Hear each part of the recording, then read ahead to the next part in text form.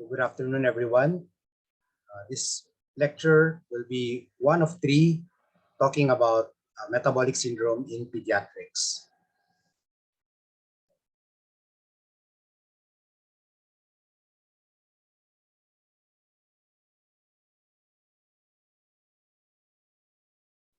So my discussion will focus mainly on the obesity component of the syndrome, its diagnosis, risk, and management. Childhood obesity on its own or as part of metabolic syndrome is a tough opponent. A lot of patients will struggle to break free from obesity. Studies have shown that a multidisciplinary team approach is the most successful way to win against obesity. So let us meet the team. An important player in this team is the general pediatrician. You guys will be the first health worker that an obese child will see. You must be able to identify obesity and metabolic syndrome, work up for comorbidities, do initial intervention, and pass the ball to the other team members, which we will meet later on. It helps if we pediatricians know our opponents, what we're up against, metabolic syndrome and obesity.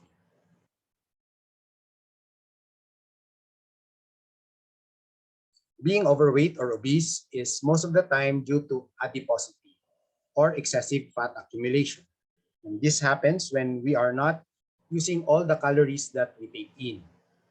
Triceps skin fold and subscapular skin fold thickness are the more accurate measurements for adiposity.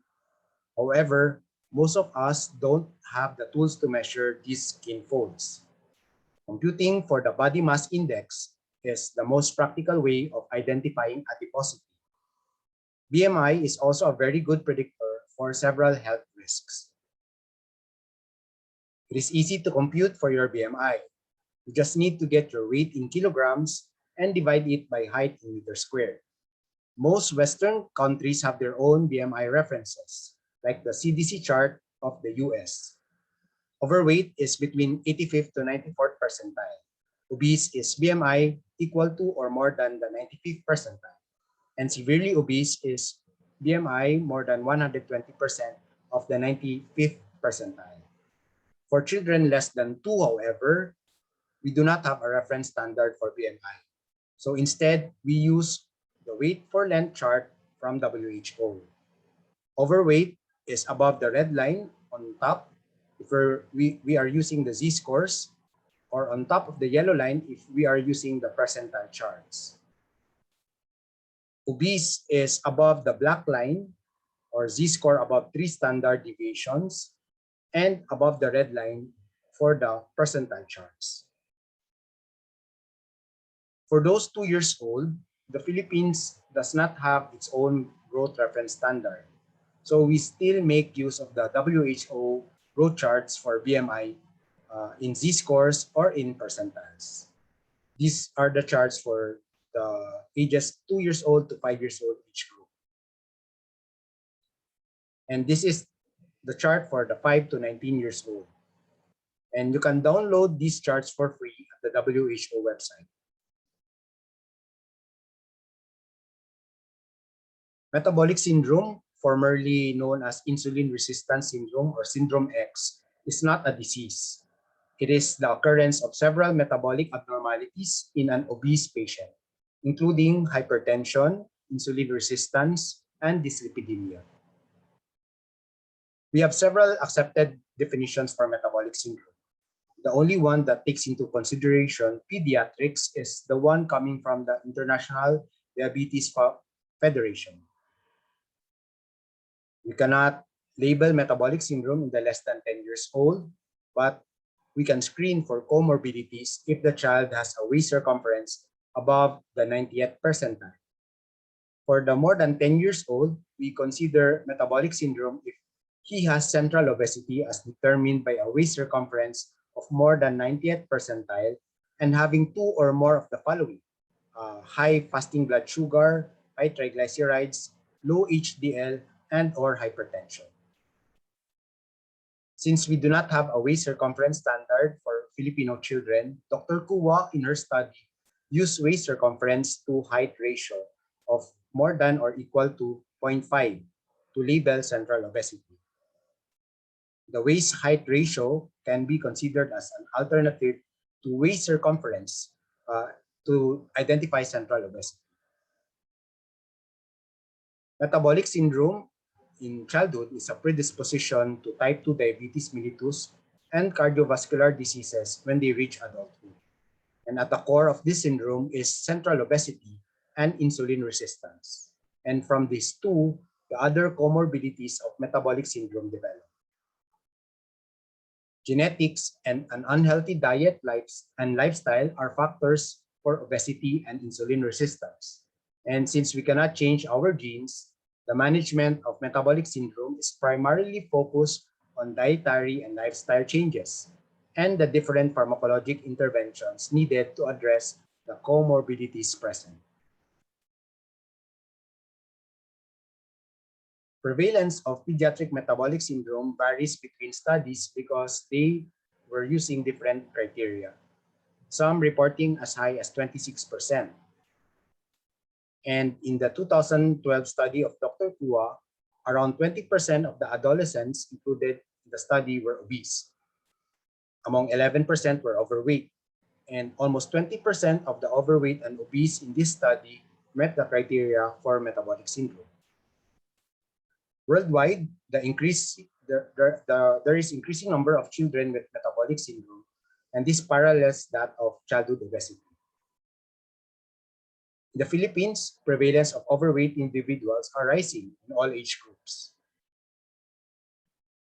Pre-COVID prevalence of the heavyweights in school-age children in the Philippines and in Cagayan de Oro City was at 12%.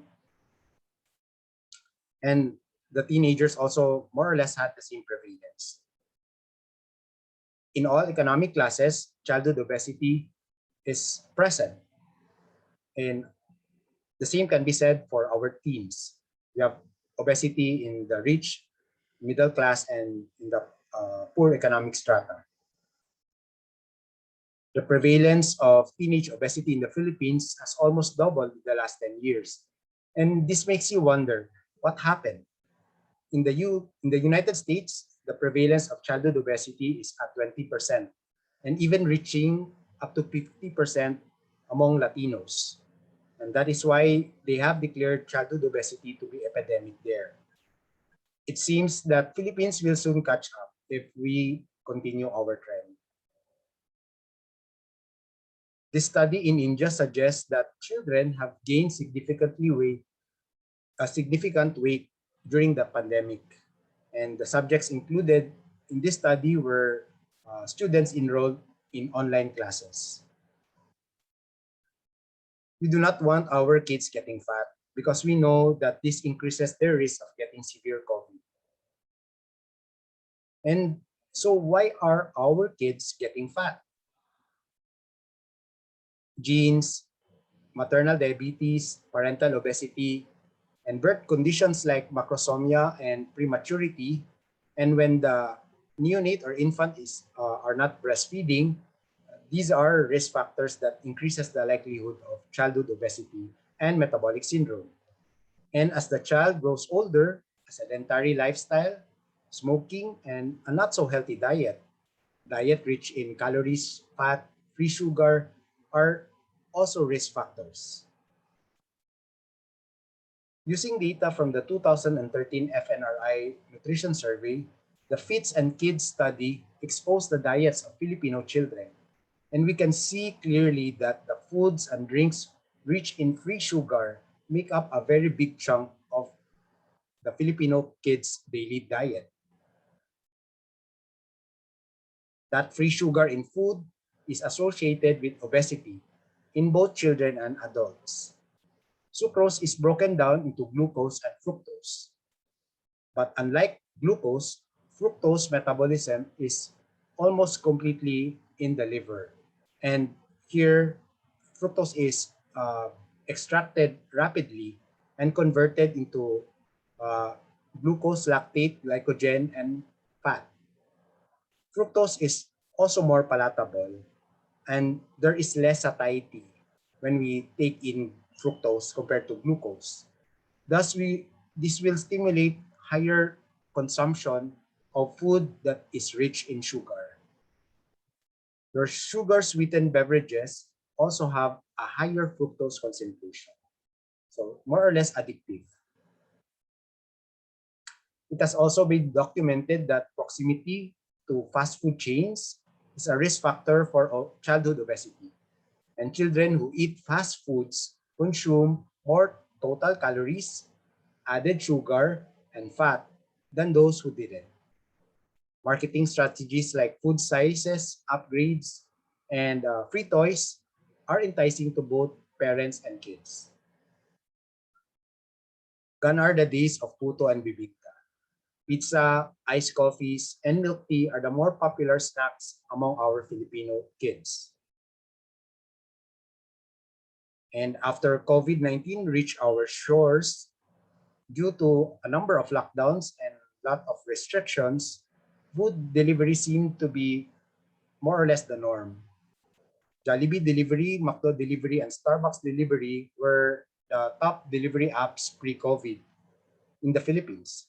But during this pandemic, they were overtaken by Foodpanda and GrabFood. But you know, what are the more frequent food being ordered in these two food apps? And these are some of the items we usually see in the grocery bags of our Filipino parents, right? A lot of carbs and sugars. And these are the more popular sweetened drinks among our patients. So the unhealthy diet among our youth is coupled by a more or less sedentary lifestyle. In Cagayan de Oro, teenagers, 85% of them are not getting enough physical activity. And this is pre-pandemic. So I wonder if our numbers are increasing during the pandemic. Now, I think we know why our kids are obese, and probably some of them already with metabolic syndrome. So as the primary pediatricians of these obese kids, what should we do? According to the American Academy of Pediatrics, lab testing is not routine for overweight children 2 to 8 years old if they do not have risk factors for comorbidities. For those overweight with risk factors or if they are already obese, request for lipid profile.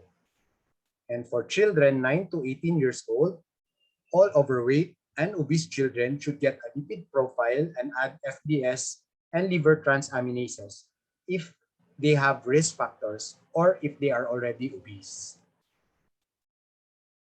A thorough history and physical examination, aided with initial workups, will identify comorbidities. And once they are detected, it would be best if we pass the ball to the respective subspecialists. Cardiology can help our patients with hypertension and dyslipidemia. Our pediatric endocrinologists can help our patients with insulin resistance. If they have non-alcoholic fatty liver disease, or our patients are stubborn, or if our parents are difficult to handle, then you can always refer to me.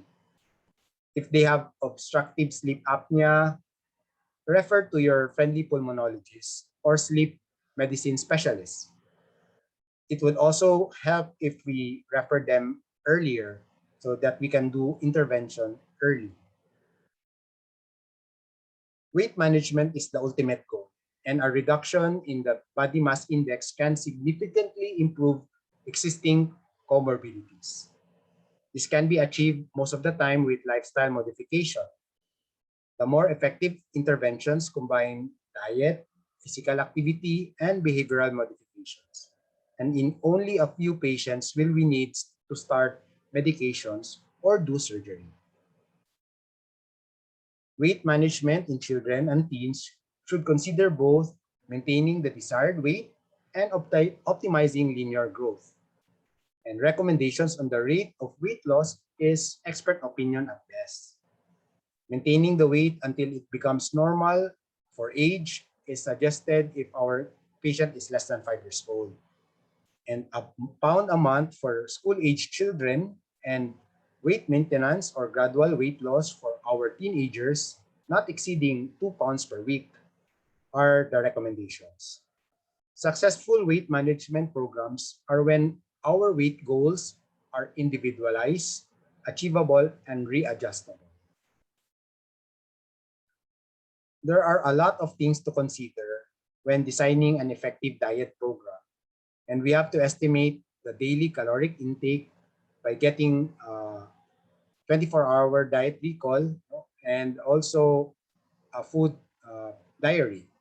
And we also have to check for the food preferences and eating habits of our patients. So once we have those data, this will help us uh, addressing the things that we need to change in our patient's diet. So the dietitians are our teammates. They can help get the daily caloric intake and macronutrient proportions that our patient is eating by doing the dietary recall or making the patient fill up a food diary. And nutrition consult can take up a lot of time. I usually make a dietary prescription for the patient, and then the dietitian converts it into meal plans that the patient and the parents can understand easily. So the dietitians can also teach the parents of our obese picky eaters techniques like food chaining and attractive food presentations, all to make them eat healthier foods. Lately, Filipinos have been eating like Westerners. And we know that the Western diet, like fast food meals, are high in calories, saturated fats, free sugars, and salt. And this type of diet has been associated not only with obesity, but with dyslipidemia and metabolic abnormalities. A healthy diet should be low in calories, cholesterol, saturated fat, and sodium. And it should be rich in unsaturated fat, complex carbohydrates, and fiber. It is important for obese kids to eat healthy, so they prevent development or halt the existing metabolic abnormalities they already have. In 2015, the Philippine Dietary Reference Intake contains tables that show the recommended intake of nutrients for healthy Filipinos. And we can get here, once I get the daily calorie consumption of my patient from the dietitian, I can compare this with that of the ideal caloric consumption or energy consumption and show it to the parents. And we can also show the parents the acceptable macronutrient distribution range. I use this to make my dietary prescription so that the diet that I prescribe is more or less balanced and adequate.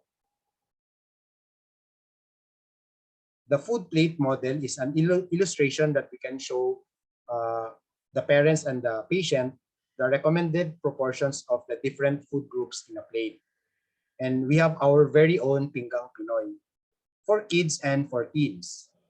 Glow food or your fruits and veggies should make up half of the plate. And you can visit the FNRI website and download this for free. The PDF that you will be able to download will include sample meal plans and a list of food that are classified as Go, Glow, and Grow. Take note that no single food contains all the nutrients that we need, and the child needs to eat a variety of foods, at least 4 of the 7 food groups per day. And we should also make sure that they get all 7 food groups in a week. The traffic light model is another illustration guide being used in North America. And it classifies food like traffic light, red, yellow, and green. So green means go. So we eat as much green food as we can. Red foods are those we try to avoid or eat less. So the PDRI, the Pinggang Pinoy, and the traffic light illustration are guides that we can show our parents so they understand the dietary changes that their obese kids need to make. The ultimate goal for the child is to have proper eating habits. So for severely obese kids, they may be prescribed a very low calorie diet, less than that required to maintain weight. But we cannot do this for more than 10 weeks because we will see a lot of relapses, failures, dropouts, and sometimes yo-yo weight patterns, ending up with our patient having worse condition than when they first started. So fasting gastric volume, satiety, and food preference of our obese patients may also affect compliance to a very low caloric diet. A hypocaloric diet with low glycemic index and load is effective in increasing satiety, but the medium-term effects are still to be studied. For long-term dietary modification, we aim for our obese patients to eat balanced and varied meals. Our goal is for them to eat recommended amount of calories per day. If we want to target weight loss, obese adolescents should eat 500 calories less than their recommended energy intake for age and gender. So the recommended calories for age should be sufficient for weight loss and maintenance for younger children. In my practice, I gradually decrease their usual caloric intake by 10 to 20% every month until they are able to achieve the recommended caloric intake, that according to the Philippine Dietary Reference Intake. As important as the amount and the type of food that our obese patients eat, it is also important for them to develop the right eating habits. And we detect unhealthy eating practices when we get the dietary history. I recommend to these patients a structured eating schedule, 3 meals and 2 snacks per day. Families should eat together with our patients, at the table. No gadgets or TVs during meal times. Only nutrient-rich food should be at the table. And if they ask for more food, we offer them only vegetables and fruits. Portion sizes for rice and meat should also be controlled. And water, instead of your sweetened beverages, should be the pantulak. Also, that the entire family, including the parents, should lead by example and strive to eat healthier. Physical activity is the next component for weight management. And let's now discuss ways for which our patient can burn those fats. So physical activity has been shown to help in weight reduction and increase in insulin sensitivity, which are the core problems of metabolic syndrome, right? So the type of physical activities for our obese patients should be individualized to their needs and functional capacity. Activities or exercises we recommend should be safe, enjoyable, and which our patient can sustain. So this is the activity pyramid for kids.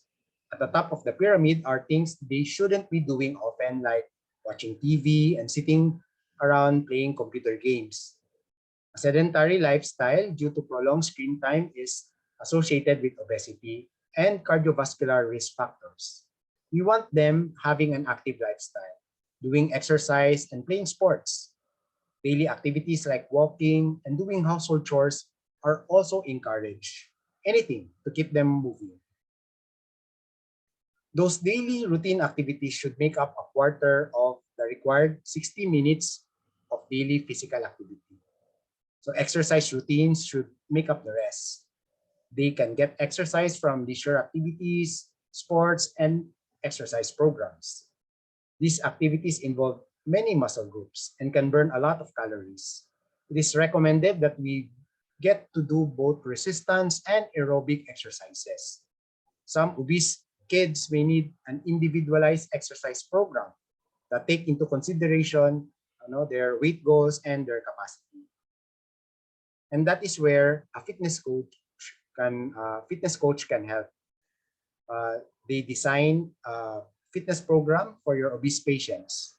And sometimes for severe obesity, we may need the help of physical therapists. So exercise programs that combine both aerobic and resistance exercises are more effective in terms of health outcomes. Examples of aerobic exercises include walking, jogging, cycling, and swimming. Resistance exercises include body weight exercises and weightlifting, and even the use of resistance bands. So for children with severe obesity, we should avoid exercises that strain the hips, knees, and feet because they are prone to injury. At least moderate intensity aerobic exercises, 30 minutes a day, is recommended. Aerobic exercises has a persistent post-exercise effect on glucose tolerance and insulin action. If maintained, aerobic exercises prevent weight regain and eventually magka-abs ang patient. Resistance exercises, at least 3 times a week, has been shown to reduce hypertension. The effect of resistance training are more for muscle development, and the obese patients, especially teens, will appreciate those visible muscle shaping and strength gain, helping them with their self-esteem and for the compliance of the exercise program. When we do regular exercises, our physical performance improves, and aerobic exercises develops endurance, and resistance exercises are more for muscle shaping and task abilities. So moderate intensity aerobic exercises increases the heart rate and causes sweating. Examples are walking, biking, playing tennis doubles. Your vigorous intensity aerobic exercises are having you breathe heavily. So examples are jogging, running, basketball, soccer, and playing tennis singles. Your resistance exercises excuse me, for kids include swimming, hanging on monkey bars, or climbing them. They also need to put a little pressure on their bones to make those bones stronger. So skip rope and running will do the trick. So lately, kids are restricted with their outdoor activities, and but they can still do their aerobic and resistance exercises in the safety of their homes. Younger kids love to play obstacle courses and other parlor games that keep them moving. Older kids and teens can learn to juggle, skip rope, practice TikTok dances, or make action movies. The family can join in the fun by doing TikTok and Zumba dances. You can also do online yoga or online fitness training as a family. So my friend, Dr. Raisa Bayawa, who is also a member of this PPS chapter, is also a yoga instructor, and she has published a book on yoga for kids. She does online yoga classes for both adults and kids, and you can message her if you or your patients want to do yoga. And Coach Glenn is one of the few online fitness coaches available out there. And I've been training with him for more than a year now. And he has helped me with my weight management and also with that of my obese patients. And I've asked him to do a demo of some aerobic and resistant exercises you can easily do at your home, and which you and your family members can also do. Top 3 resistance training and top 3 aerobic exercises you can do at home. Number 1 for the resistance training, squat. Level 1. Level 2. And lastly, level 3, perform a perfect squat. Number 2 will be lunges to knee drive. Level 1. Level 2. Level 3, combine both and you have lunges to knee drive. Very easy, right? Number 3 would be push-up. Level 1 would be plank. Level 2. So you start easy, and then later on level up the difficulties. Number 1, skipping rope. Number 2 would be shuttleboxing. And lastly, number 3 would be presented by my dear friend, dancing. So dancing, right? Yeah, but you do it. Well, I think our obese patients, and even you can do those exercises at home. And successful weight management rely heavily on changing those obesogenic habits of our patients. It would be difficult to expect the child to do these changes if the other family members continue with their unhealthy habits. So eating together with healthier food choices, getting enough sleep, and limiting screen time is a must for the whole family. The child will also enjoy being active if the whole family is. Teenagers, however, may prefer to do things individually. So for them, cognitive behavioral therapy may be more appropriate if we want to do behavioral modification. So the family is a vital part of our team. We need them to be supportive of the obese child, and they should be consistent and reliable examples that the child can look up to with regards to healthy living. So there are a variety of ways we can modify a child's behavior. One is goal setting. Those goals that may be to complete a certain task or to modify a certain habit. So we have outcome goals set on desired results and performance goals, which is aimed on completing certain tasks. So getting to exercise daily for the whole month is a performance goal, while losing 2 kilograms in a month is an outcome goal. So studies have shown in children that compliance is better when goals are performance-based. No? And for stimulus control, limiting exposure to screen time and no junk food and sugary drinks at home is how we limit exposure to this obesogenic stimulus. Some adolescents can do self-monitoring and self-assessment, and this monitoring sheet can be of help, when designing fitness programs, or diets by our fitness trainers and dietitians. We already have tackled with regards to diet and physical activity, and we should also emphasize that obese kids should also limit screen time and get adequate sleep.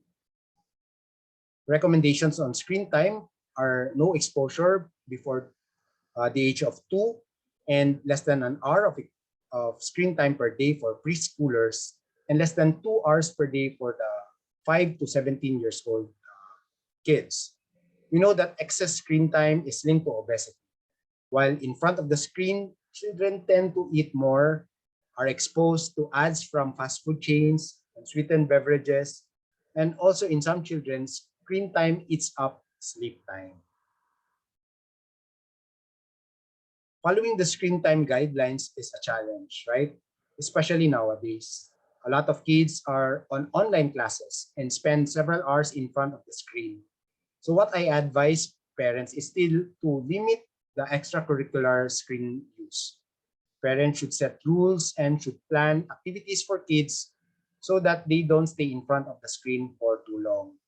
So it is also important for parents to explain to the kids why they need to limit screen time. About sleep, less sleep we know is associated with obesity. So they say it is because of eveningness. So late bedtimes lead to late waking time.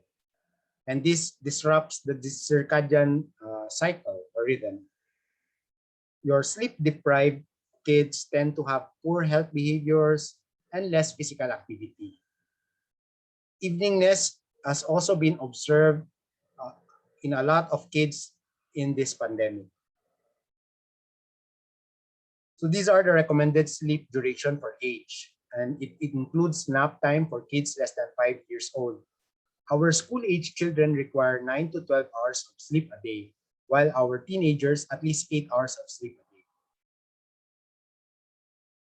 Preliminary studies have demonstrated decrease in the physical activity and increase in sedentary lifestyle and disruption in sleep during this pandemic. In Canada, the percentages of patients achieving physical activity requirements was down to 2 to 3%. In South Korea, 94% of parents reported reduction of sports activities for their school-age kids and teenagers. And screen time was also increased by 20 to 30% in a North American study. And although sleep duration was increased in children during this pandemic, a Chinese study has shown that 40% of children had problems falling asleep or has slept too much. So the problem of eveningness and also the loss of structure of the daily activities has been associated with weight gain among these kids. And this is during the pandemic. So the pandemic is very stressful to our kids. And this is because there's a change in their daily routine, them not able to see their classmates and friends, not able to play their favorite sport and do their outdoor leisure activities. Also, with them getting sick of COVID, or seeing friends or family suffering or even dying of COVID. So stress, especially chronic stress, is a risk factor for obesity and metabolic syndrome. Stress affects our body and our habits. These changes can lead to obesity. And then when you have fat kids, they are bullied, and especially among teenagers. And this stress from bullying will affect their self-esteem and will add more stress. And you have a cycle that perpetuates. So for kids, changing habits is not as easy as it seems. When the unhealthy habits are hard to break, you may need to refer them to a psychologist, sometimes a psychiatrist, to a developmental behavioral pediatrician for younger kids, and to an adolescent medicine specialist for teens. So in pandemic times, it is still recommended for kids to get enough activity and exercises, less than 2 hours of recreational screen time, and to remain physically active even when in front of the screen. For them to get adequate quality sleep, bedtime and wake time schedules should be regular and based on the circadian rhythm. So bedroom should be screen-free. Discourage using gadgets right before sleep, and to reassure our kids that they are safe and loved. I've always found the 5210 equals 8 advice, or guide very helpful for my patients, especially obese patients. So here you have 5 servings of fruit and veggies a day, less than 2 hours of screen time, 1 hour of exercise a day, and 0 sugar drinks. Add 5210, you get 8. So that is 8 hours of sleep a day and also 8 glasses of water a day. The current medical management of metabolic syndrome is to treat its individual components. Medications are considered only if lifestyle intervention has been exhausted, or if the patient already is severely obese with cardiac, metabolic, hepatic, or respiratory complications. So there are only a handful of FDA-approved medications for weight loss in children. And these drugs, at best, can only give small to moderate reductions in weight. They are only approved for use in older children or teens, have a lot of side effects, and the safety studies on long-term use in children are still lacking. Orlistat is the safest among the meds, but patients taking this medication complain of oily stools. So you have soiling among these children, which can be very embarrassing and can affect compliance with this medication. So fortunately, we rarely need to bring into the game our surgeons. So surgery is indicated only on severely obese adolescents with clinically significant comorbidities like severe sleep apnea, diabetes, or steatohepatitis. The patient will be needing medical treatments and micronutrient supplementation pre and post surgery. So it is important that a multidisciplinary team discusses this with the patient and the family. Patient must also be psychologically prepared for the procedure and for the medical treatment post-op. Recent or ongoing substance abuse and current pregnancy are contraindications for bariatric surgery. Recently, they have increased the cutoff, BMI cutoff, for patients requiring surgery to more than 40 with severe comorbidities and to more than 50 if with less severe comorbidities. And vertical sleeve gastrostomy is the most common type of bariatric procedure in both adults and teens. It has lower risk of complications post-op compared to your Roux-en-Y gastric bypass. Your adjustable gastric band has a high rate of failure and readjustment rate, and among the teenagers who had them. So hopefully our patients will not need medications and surgery. So obesity is not an overnight affair. Our patients will need to follow up with us and with the other members of the team regularly until we achieve the ultimate goal of having a normal BMI and then maintaining a healthy lifestyle. So there is no consensus on how often the visit should be, but I usually make them follow up every 2 to 3 months. But if they have comorbidities like dyslipidemia and hypertension, follow-ups are monthly. Get the BMI each visit and plot them in the growth charts so that we see the progress. And diagnostics will depend on the severity of obesity and compliance with interventions and existing comorbidities. My tip to you is for as a primary pediatrician, always dwell on the positives, each visit. Avoid terms like fat, busawan, tapulan, Always give encouragement to both the patient and the parents. So bawal judgmental. So there is a pretty good chance that obese kids will continue to be obese when they become adults if we don't do something. Results will only come if they stick with the recommended interventions. And there is no magic pill for obesity. Lifestyle modification is still the best way to manage obesity and metabolic syndrome in children. So it will take time.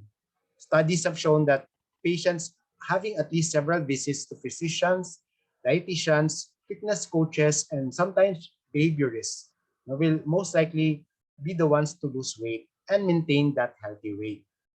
So the earlier they start the intervention, especially if they have already metabolic syndrome, the better the chance of them having their comorbidities treated.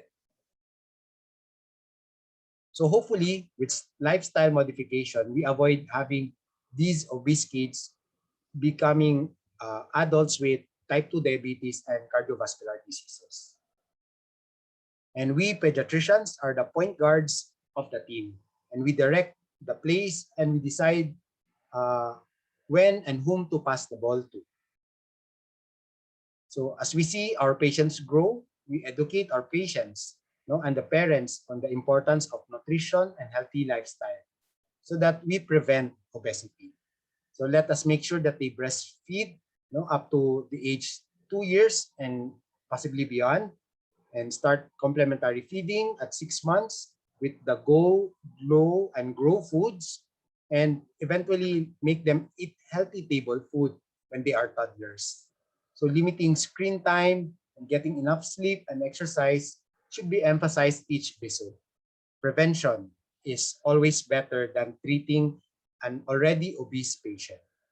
Measure weight and height and get the BMI to detect obesity and to start intervention early. So victory is once we bring down their BMI to healthy levels. The next challenge is to continue the winning streak by making our patients eat right and maintaining a healthy, active lifestyle. So with that, thank you for your attention.